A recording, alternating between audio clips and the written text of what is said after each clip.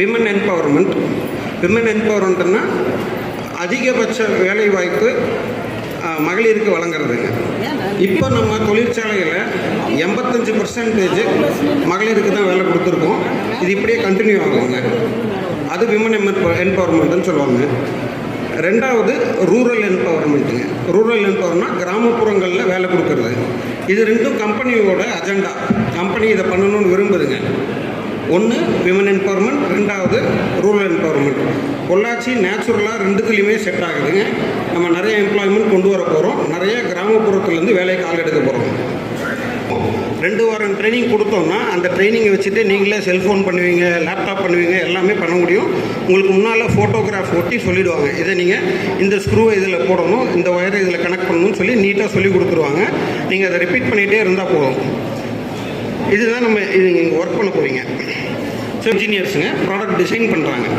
ஒவ்வொரு ப்ராடக்ட் நீங்கள் மேனுஃபேக்சர் பண்ணுறதும் அவங்க டிசைன் பண்ண ப்ராடக்ட்ஸ். இது இல்லாமல் திப்பம்பட்டியில் ஒரு மாதிரி ஃபேக்ட்ரி இருக்குது. மாதிரி ஃபேக்ட்ரியில் இன்றைக்கி ஒரு 1000 பேர் வேலை செய்கிறாங்க. அந்த மாதிரி ஃபேக்ட்ரியில் இன்றைக்கி போட்டோட நெக் பேண்டு, பிஎம் குரூப்பில் இருக்கக்கூடிய லேப்டாப்ஸு இதெல்லாம் பண்ணிகிட்ருக்கோம். ஆல்ரெடி அந்த ஒர்க் போயிட்டுருக்குங்க. அது 90 ஏக்கரில் அமையக்கூடிய ஒரு பெரிய ஃபேக்ட்ரி. விவிடிஎன்கே இதுதான் வந்து பெரிய ஃபேக்ட்ரியாக இருக்கும். 90 ஏக்கரில் செட் பண்ணிகிட்ருக்கோம். ஒர்க் போயிட்டுருக்குங்க. இது மட்டும்தான் பண்ணுறோமா? புது டெக்னாலஜியை இன்ட்ரடியூஸ் பண்ணும்போது விவிடிஎன் தெளிவாக ஒரு முடிவு எடுத்திருக்காங்க. இனி பெரிய காரணம் இருக்குது. நம்ம கிராமப்புறத்துலேருந்து வந்த பெண்மணிகள் கடந்த 1 வருஷமாக வேலை செஞ்சிட்ருக்காங்க விவிடிஎனில். இதே ப்ராஜெக்ட், இதே வேலையை நார்த்துலேயும் பண்ணுறாங்க.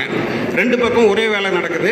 கம்பெனி பார்க்குது இவங்களோட ப்ரொடக்டிவிட்டியும் குவாலிட்டியும் ரொம்ப அதிகமாக இருக்குது கம்பேர் டு நார்த்தோட நம்ம ஆளுங்க நிறைய நல்லா வேலை செய்கிறாங்க.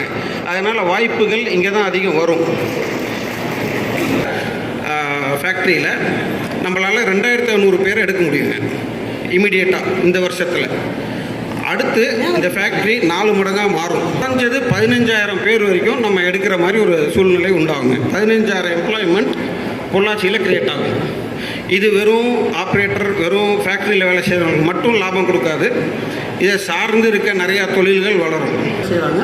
ஒரு 6 மாதமாக வேலை செஞ்சுட்ருக்காங்க. அவரு ரொம்ப பெருமையாக போய் அவங்ககிட்ட சொல்லியிருக்காரு, மேடம் ஒரு நல்ல கம்பெனியில் வேலை செய்கிறாங்க, ரொம்ப சேஃபாக இருக்குது, போயிட்டு வராங்க, குடும்பத்தையும் பார்த்துக்கிறாங்க, அவங்களால வேலையும் பார்த்துக்க முடியுது, ரொம்ப சந்தோஷமாக அந்த பிரின்சிபல்கிட்ட சொல்லியிருக்காங்க அப்படின்னு சொல்லியிருக்காங்க.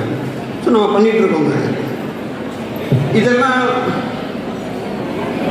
இதெல்லாம் ஒரு நாளில் நடக்கிறதில்ல.